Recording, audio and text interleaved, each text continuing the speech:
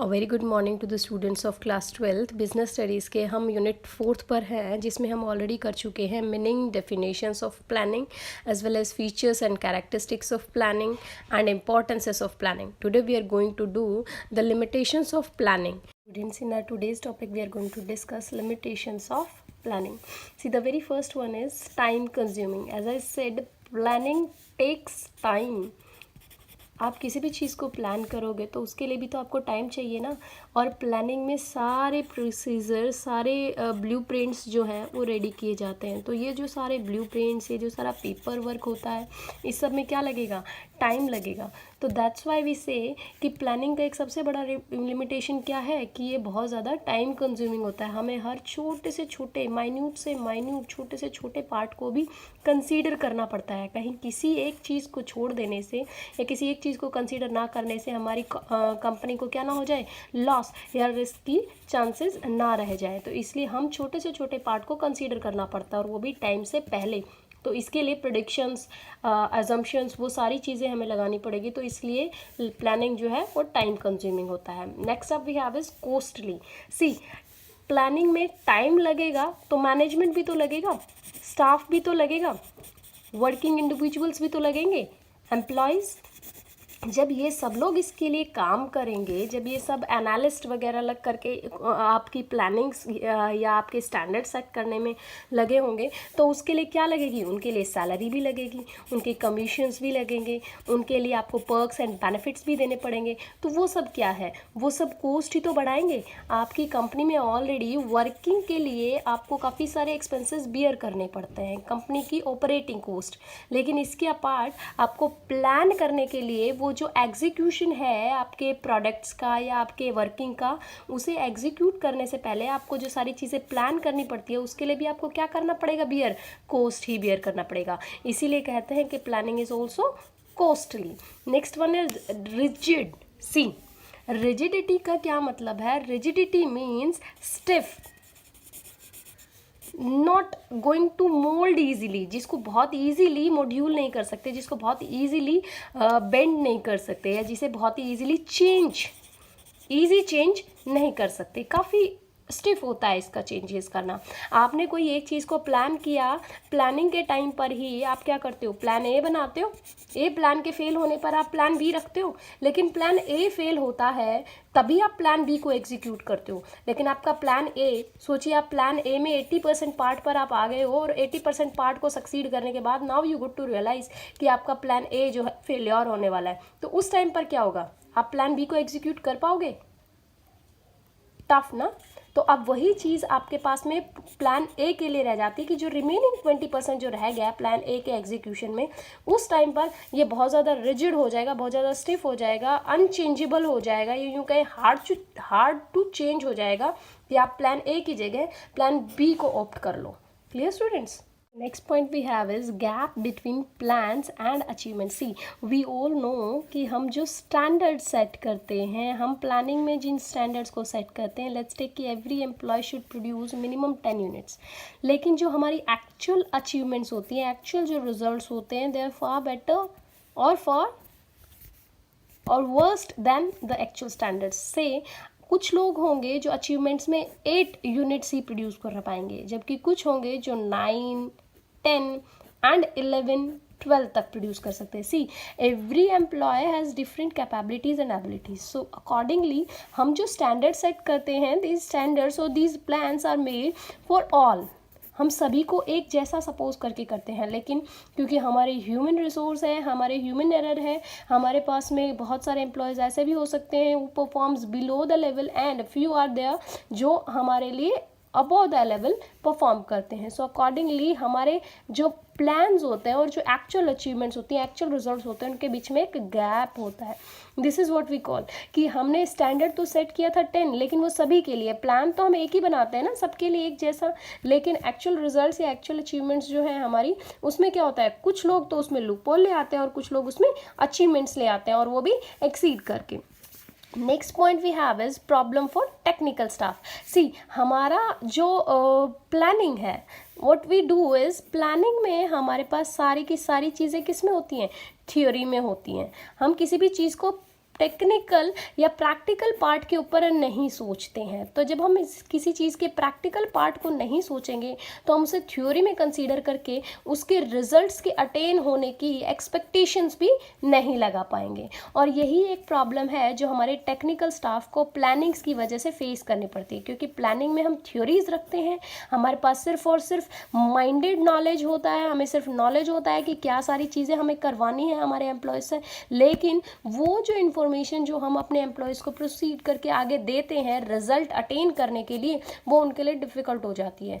क्यों? क्योंकि हमने तो थ्योरी बना ली कि टेक्नोलॉजी नई आएगी और उस नई टेक्नोलॉजी के अकॉर्डिंग हर एम्प्लॉय 10 यूनिट्स प्रोड्यूस कर लेगा, लेकिन अब जो हमारे सेल्समैन हैं, सुपरिटेंडेंट हैं, उन सब के लिए क्या हो गया? प्रॉब्लम हो गया। उन सुपरिटेंडेंट्स के लिए ये प्रॉब्लम हो गया कि वो 8, 9, 10, 11, 12 जो अलग अलग स्टैंडर्ड्स के साथ में अचीवमेंट रखने वाले लोग हैं, जो टेक्निकल स्टाफ में अलग अलग सेम मशीनरी के ऊपर अलग अलग आउटपुट्स दे रहे हैं, उनको वो एक साथ 10 तक कैसे लेके आए? So that's the problem of technical staff. Also there is another aspect in this point is कि आप जो प्लानिंग करते हो उसमें सारा थ्योरी पार्ट होता है, that is practically not possible.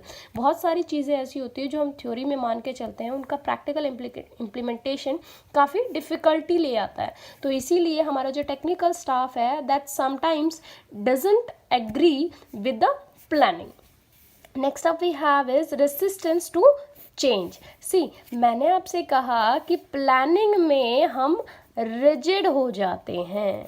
जो मैंने रिजिड वर्ड बोला था दैट मीन्स द सेम, कि हम उसमें चेंजेस किसी सर्टेन पॉइंट के बाद तक तो चेंजेस हो सकते हैं, लेकिन आफ्टर अ सर्टेन पॉइंट अगर मैं 80% तक उसी प्रोसीड को कर चुकी हूँ, उसके बाद इसमें चेंजेस कर पाना मेरे लिए इम्पॉसिबल हो गया।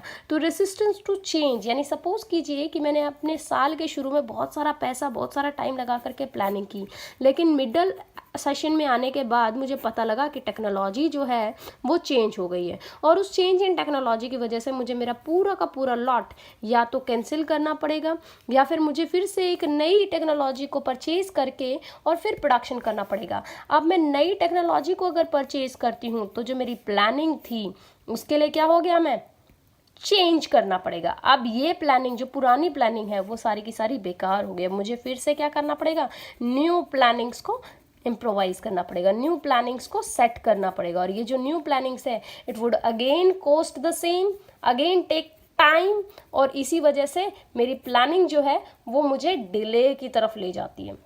Next point we have student is paper work. See, planning में बहुत सारा पेपर वर्क होता है, ब्लूप्रिंट्स होते हैं, बहुत सारे आपको ऑफिशियल ऑर्डर्स, आपको ऑफिशियल परमिशंस लेनी होती हैं कि क्या हम ये करें, क्या हम ये ना करें, क्या सब ये चीज़ें एप्लीकेबल होंगी, क्या हमारे टेक्नोलॉजी के अंदर अप डाउन क्या रहेगा, हमारे शेयर मार्केट में क्या अप डाउन होने वाला है।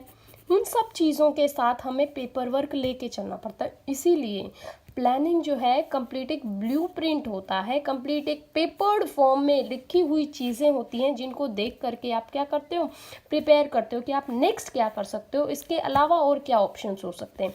सो planning includes lot of paper work. Next is cause of frustration. See, आप जब चीज़ों को प्लान करते हो, जब आप चीज़ों को अपने अकॉर्डिंगली अज्यूम करना शुरू करते हो, सी मैं आप लोगों से एज ए कॉमन पूछती हूँ, जब आप चीज़ों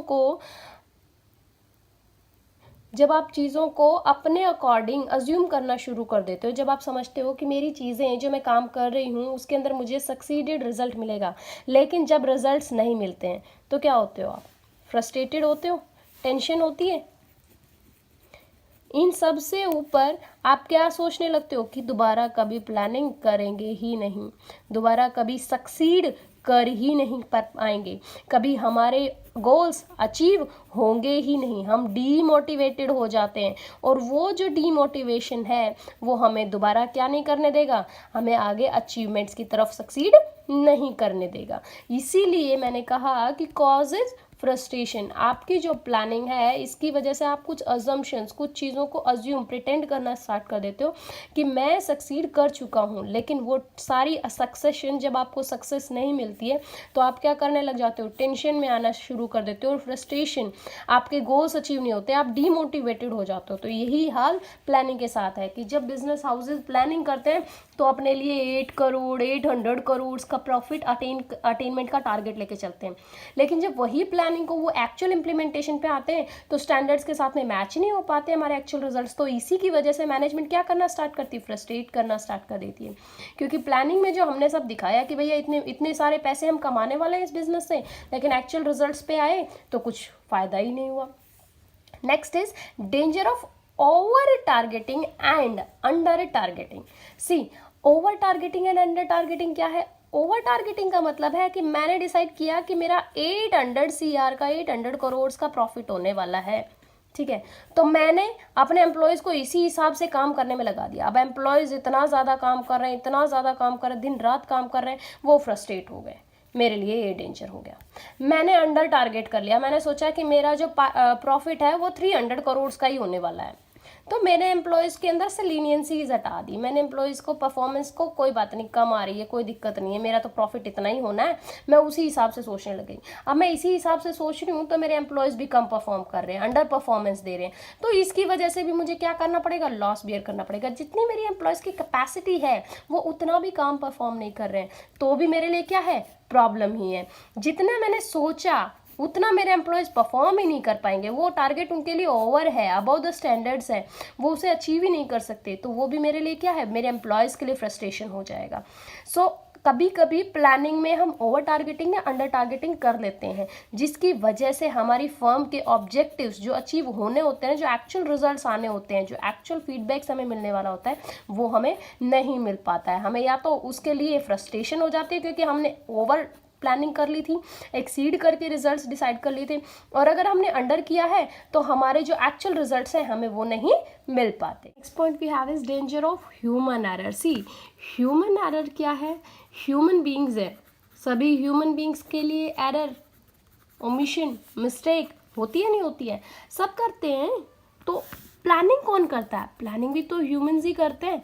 जब प्लानिंग ह्यूमंस करते हैं तो उसको प्लान करते टाइम भी तो कोई गलती हो सकती है ना, कोई चीज़ हमने अंडरस्टैंडिंग में ना ली हो, कोई पॉइंट ऐसा रहा हो जिसको हम कंसीडर करना भूल गए हों, कोई ऐसी चीज़ें रही हों जिनको हमने प्लानिंग में तो इंक्लूड कर लिया लेकिन एक्चुअल रिजल्ट्स के टाइम पर उनको एग्जीक्यूट करना भूल गए, तो ये ह्यूमन एरर जो है वो भी हमारे लिए एक डेंजर बनी रहती है। जब हम प्लानिंग करते हैं तो हमारे पास से कुछ चीज़ें हैं जो ओमिशन की तरह छूट जाती हैं, या कुछ चीज़ें ऐसी हैं जिनको हम कंसीडर ही नहीं कर पाते, जिनके बारे में हम सोचना ही भूल जाते हैं। जैसे टेक्नोलॉजी में भी कुछ एडवांसमेंट आ सकती है, कभी कंपनी के साथ भी शेयर्स, इंडिविजुअल हमारी कंपनी के शेयर्स भी गिर सकते हैं, कभी ऐसा भी हो सकता है कि हमारी कंपनी के साथ साथ कोई राइवल फर्म भी मार्केट में एंटर कर जाएगी, तो भी हमारे लिए प्रॉब्लम हो सकती है, हम उन सब पॉइंट्स को कंसीडर ही ना करें, तो वो क्या हो गया, ह्यूमन एरर हो गया। Next is inter departmental rivalries. See, मैंने जब प्लानिंग किया था तो मैंने ये माना था कि मेरे सारे के सारे डिपार्टमेंट्स क्या हैं, एक दूसरे से फ्रेंडली हैं,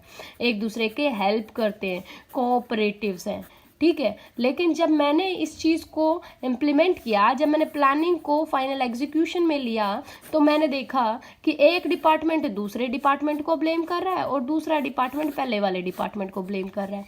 ये एक दूसरे के साथ ब्लेम गेम ही खेल रहे हैं, एक दूसरे के राइवलरीज हो गए। क्यों? क्योंकि काम टाइम पे पूरा हुआ नहीं, और ये इनको बोल रहे हैं कि आपने गलती की, ये इन्हें बोल रहे हैं कि आपने गलती की। परचेज डिपार्टमेंट सेल्स डिपार्टमेंट को बोल रहा है कि तुमने ठीक से नहीं बेचा, सेल्स डिपार्टमेंट कह रहा है कि तुम्हारे प्रोडक्ट की क्वालिटी ही इंफीरियर थी इसीलिए नहीं बिका।